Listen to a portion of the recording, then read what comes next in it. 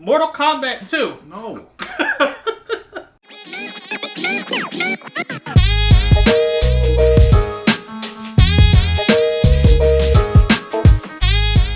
What up, world? It's your boy Sam. It's your boy Jovi. Welcome back to Small Couch Reviews, where we talk about all things pop culture right here. The comfort of a very small couch. And I know I just did this and you can't see the couch, but trust us, it's very small. It's pretty small. Yeah. Alright, so you know what? Today we don't actually have like a movie or TV show to talk about. Well, I'm sorry. We have plenty of movies and TV shows we could talk about. It's not that we don't have them to talk about. Right. But today, you know, we just got there's been some news that's come out in the last couple weeks or so that we just wanted to talk about. I want to hear Jovi's thoughts, share mine, and yeah, obviously we want to hear yours right down there. So let's get right into it. I think the thing that we can start with, so Microsoft. They went ahead and bought Activision Blizzard, Brody. I think we did a video last year when they bought Bethesda for what, $1 billion, was it? It was a little more than $1 billion. I think it was maybe 1.2 or something. And hey, I mean, it's just the most baller thing to do, bro.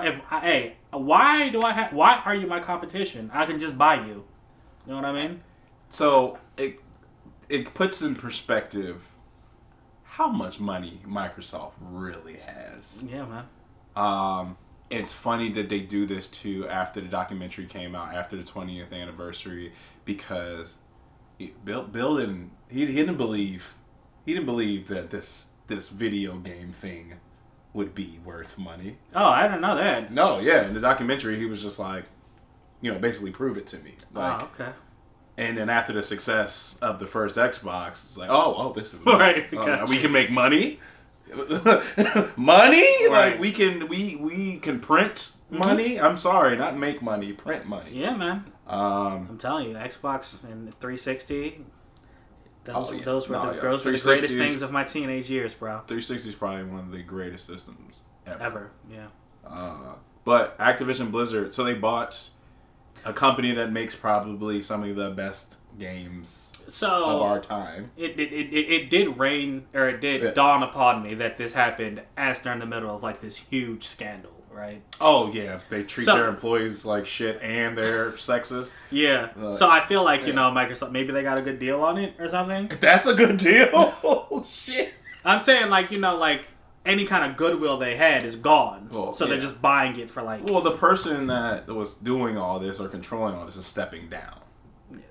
Still more than one person was doing it. Well, but yeah, I got you. Yeah. But I guess I've been saying that just dawned upon me that maybe Microsoft saw this as an opportunity to be like, yeah, we can take that. But like we talk about all the time, the beauty of Microsoft compared to EA or Sony or anybody, when they buy something, they're like, hey, these are our practices. You might want to do this. How about you treat people nice? Right. Make games.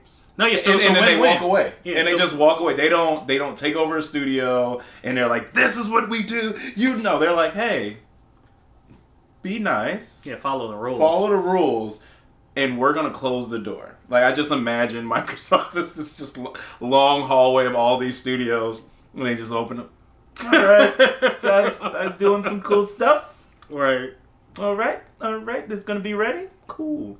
And they step away. They let studios be studios, and I think that is a beautiful thing. I agree, and I actually love this. Activision Blizzard does make like some great games. I mean, World of Warcraft, StarCraft, which actually that's the first RTS I ever played. StarCraft 2, I should say, and it was the very first one I played on the PC that I built. I was very excited about it. I had a a 770 in graphics card. I thought it was the coolest thing ever. But anyway, so I played that, and then obviously Call of Duty, which comes out like every single year, which they want to change, which I appreciate. I mean, after Warzone, I think that was enough for them to know that they don't have to do it every single year. I agree. So I mean, big news. I have to admit, at first, as the Sony fanboy, I was a bit worried because, I enjoyed making fun of you last generation. Not so much this generation, because I do like Forza and Halo. But last generation, you know, we had God of War, Spider-Man, Ghost of Tsushima, amazing, Ratchet and Clank, Horizon. We had all these games, and we just stared at you like, what do you guys got? But they were building. They literally weren't doing anything. They were building. But so I was worried. But I don't actually know how much this is going to change. Now, obviously, they're going to get better first-party games for their system. Or I guess I should say AAA titles for their system. For their system and PC. But I mean, they're not going to stop like giving or making games for PC and PlayStation and all that, right? There's too much money in there. The contract is already. You guys are set for the next 4 years, regardless. And then. I'm sorry, you just said you guys. Yeah, you don't have a PlayStation. I mean, right? But I'm not playing Activision games on that PlayStation. Okay. I literally only play. The only reason we have it is because Aisha got it, 1, and then 2, I like playing first-party titles like The Last of Us. It's a statue right behind the camera right now. I forgot about that one. Yeah. Great game. Yeah. Yeah. So like stuff like that. That's why I play PlayStation games. Everything else, it's getting purchased on Xbox. Oh, so you're like me. Like the only reason I'm still waiting for Fable to come out so I can buy the Xbox One, the white one, the S. Yeah. So the S is we can talk for hours about how that's a pretty damn cool system that people don't talk about. But no, yeah. So you're set. Everybody's good. That's not going to be a thing. And Microsoft's not stupid. Exactly. If you take an entire system worth of games being sold, you're losing so much money. So much money. And for Call of Duty, you're not going to lose Call of Duty. Yeah. So, I mean, at the end of the day, you know, some people were half joking, but there were a lot of people who were serious as I was going through my timeline. Yeah. Like, this is oh my gosh, this is so bad for you Sony fanboys. Look what we're going to do. And I actually don't think it's going to be that big a deal, honestly. They wouldn't do it. I think it's good. I think it's a good thing for everybody, like I said. I think we're all going to get, once we get to past this 3 years, and it starts becoming a single game every 2 years, I think we're going to get even better Call of Duties. And I think you'll get, timed exclusives, obviously. Yeah. Oh, yeah. Like stuff like that. But I mean, playing games a whole week early. Yeah. With Forza Horizon 5, which I wasn't hip. If you paid, I think, $30, I eventually paid for it, but didn't get the early access. You got like 20 cars. You got all the passes for the entire game. Oh, okay. You got. I thought you were about to say all you got was the early release. Oh, but that's not working. And you got like a week and a half early release. So that kind of thing is going to happen now with Activision and Blizzard games. Yeah, see that'll be cool. Yeah, that'll be cool. But yeah, overall, I think it's great for Activision. Yeah. They needed that. Good for Microsoft, and I think it's good for us as the consumers here. All right, man. I just want to know where the fuck they're getting all this money. They I don't know, bro. People are buying those Surface tablets. They are. All right, bro. So next up, Mortal Kombat 2. No. You've seen our review. Yeah, so no, I will say this. So Mortal Kombat 2 has been greenlit. I guess it wasn't greenlit before because, I know it was... when the weekend it came out, it hit a lot of streaming numbers. That's what I was saying. Like, did it really make that much? Did it really in the theaters, I know it didn't. Well, that was pretty heavy COVID times, too. Yeah, so the thing is, if you watched our review, we hated that movie. Him especially. He had higher expectations for it than I did. I thought it was going to be amazing. And the first scene, to be fair, oh my gosh, it was incredible. If we delete the rest of the movie, oh my gosh, 5 out of 5. Right. You think it was set up?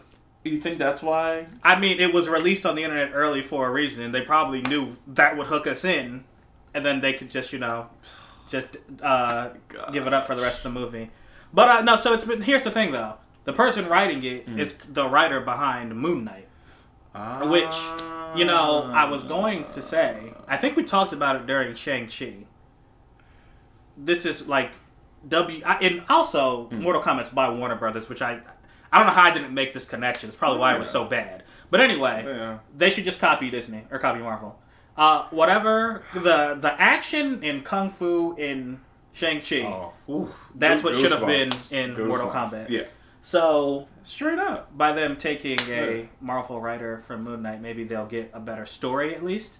Now, granted, Moon Knight hasn't come out. It could suck like Iron Fist did, but I don't think it's going to based on the trailer. Iron Fist had pretty good pretty good fighting.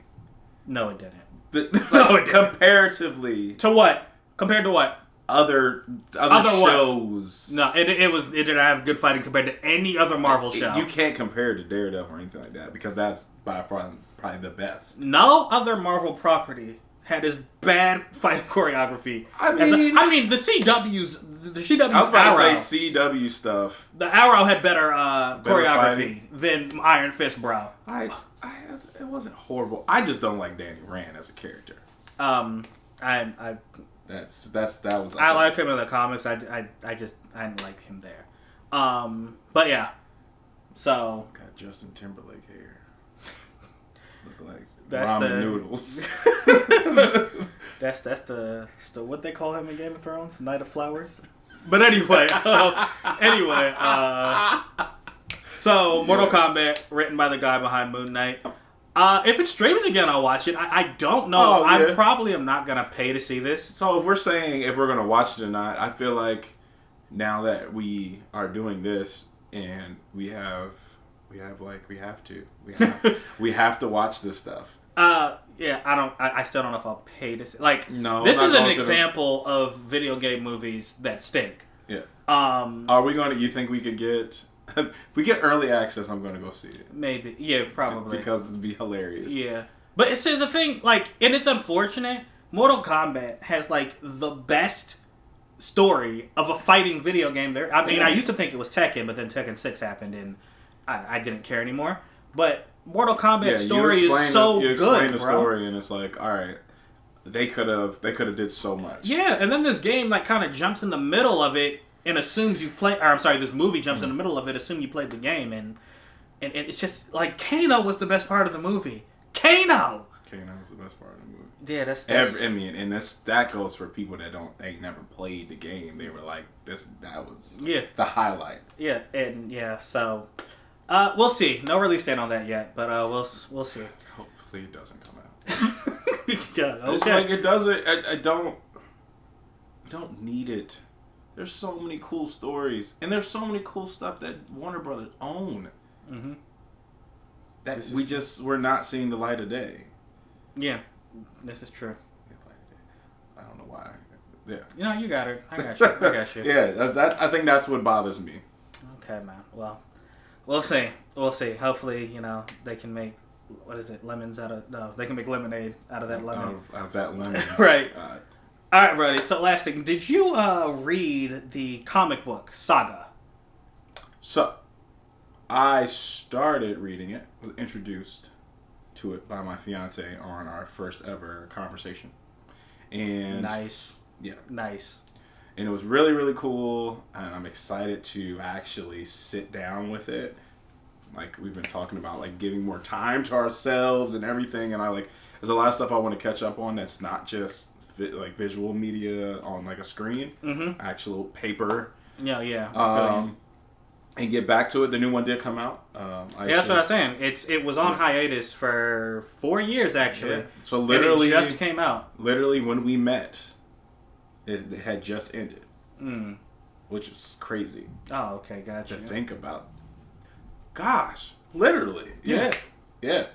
Literally, when we met, it like had just stopped, and like that's how the conversation kind of started. Well, like moved into. She went to the midnight release over at Third Eye Comics in Waldorf, actually, that location. So shout out to them. They have one in Waldorf now? Yeah. That's another country. That's another country. Y'all, if y'all ain't from Maryland, Waldorf. Waldorf is. It's far away from everything. Now that I'm like midpoint from DC to there, like we go there a little more often, but it's still far from here, in my opinion. It's far from everything. But they have a Third Eye, and it's really nice. Okay, maybe I'll check it out when I have a weekend. Gotta get a place out there, Airbnb out there, right?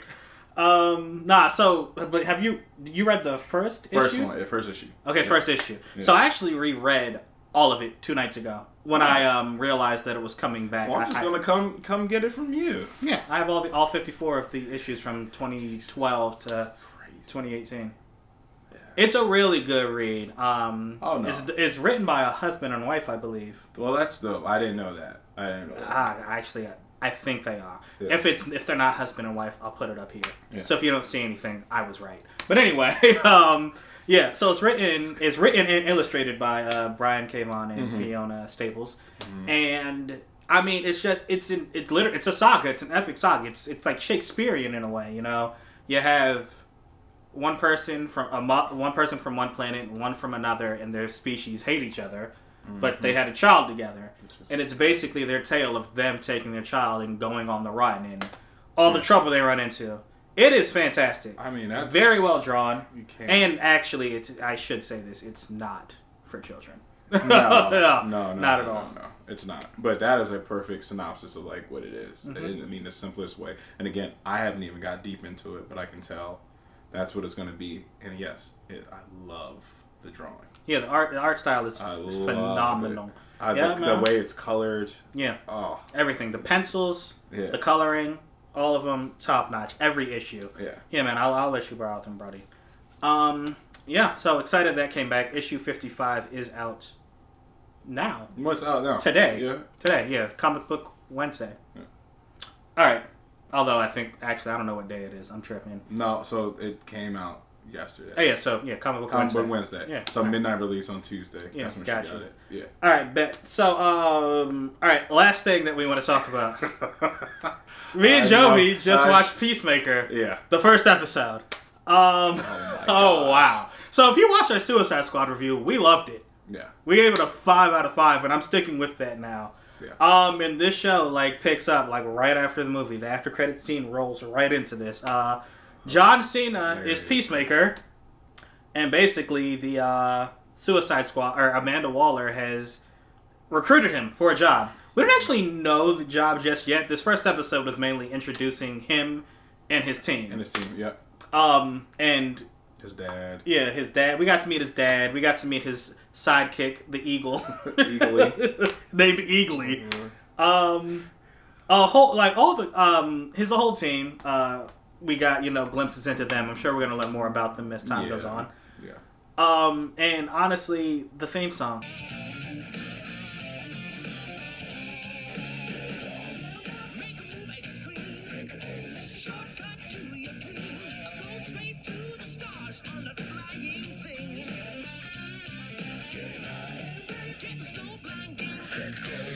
Everyone on social media was like, wow, this theme song is something. And there's even an article saying James Gunn hopes everyone watches the theme song every episode. And I was like, so... I will be. And I was like, is he going to change it or throw something random in there? Because he seems like that kind of director. Yeah.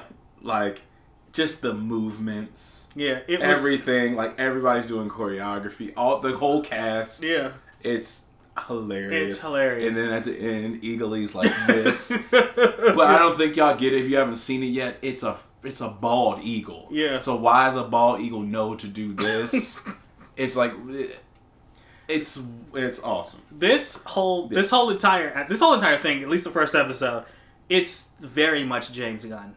It has the same tone as Suicide Squad. But the music is there. And I didn't know it was rated TVMA. Oh yeah, it's on HBO Max, and yeah, it is definitely mature. It's even more mature than Suicide Squad was. Yeah, so it's if you as a parent, we all sometimes kids watch things that are a little more mature, and you're like, okay, you can understand this. No. Yeah, nah. It took a very large turn at one point. I was just like, whoa, I'm glad nobody's down here. Right, bro. I know exactly what you're talking about. But that's it. But no, it's great. It was good. It's hilarious. It's funny. It's hilarious. I mean, obviously there's good choreography, action, and all that. I remember your reaction to he has a new helmet now. Yeah. And you can see what that does. And yeah, it's definitely something to watch out. I think it's only going to be a miniseries. Yeah. I think it serves best. I hope it's not extended. That's exactly what I said the same thing earlier. I don't want more. Even though that this has been pretty good, I don't think it would just take away from it. Whatever this little series is going to be, cool. Like, I accept it. Like, and I want more of these. I want directors to be able to have this chance, and I love that. Yeah, man. I mean, you want to pick another character and do something with them, that'd be great. But I think, like, this seems like it's fun. Yeah. You could tell everyone's having a great time with it. John Cena really he's coming to his own, in my opinion. Man, he's definitely becoming one of my favorite actors, and I never thought I would say I never thought I'd say that either. Yeah. So, PeaceMaker, definitely check it out. We are probably going to review it when it's all said and done. Yeah. But, after this first episode, we are liking it. Have you caught Book of Boba yet? No, I haven't seen that yet. Okay. When you watch, once it's next week is the last episode. I feel like it's something that you can watch all as one. That's what I did with Mando. Yeah. So I'll do that. Yeah, you'll enjoy it. All right, yeah. So you hear that, guys? PeaceMaker and Book of Boba Fett coming soon. But that is it, guys. Thanks, as always, for sticking around, watching with us. Let us know anything that you think right down there, like we always say. And, until next time, we out. Deuce.